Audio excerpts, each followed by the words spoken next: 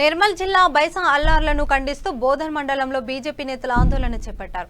అనంతరం కేసీఆర్ దిష్టిబొమ్మను దగ్ధం చేశారు.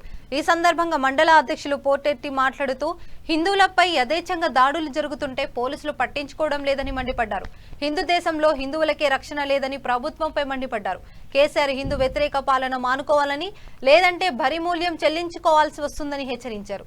ఈ కార్యక్రమంలో బోధన్ మండల అధ్యక్షులు పోషెట్టి, ప్రధాన కార్యదర్శి విఠల్ గౌడ్, కౌన్సిలర్ వినోద్ తదితరులు పాల్గొన్నారు.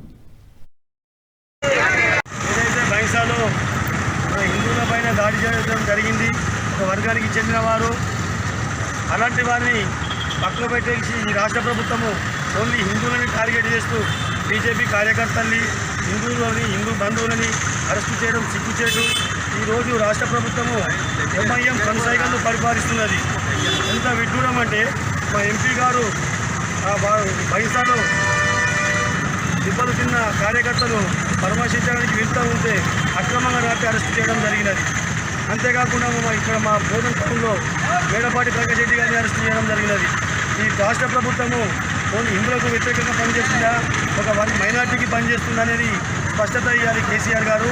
లేకపోతే రానున్న రోజుల్లో హిందువులంతా ఒక్కదాటిపైకి వచ్చి పెద్ద ఉద్యమం కొనసాగిస్తామని భారతీయ జనతా పార్టీ డిమాండ్ చేస్తూ ఉంది.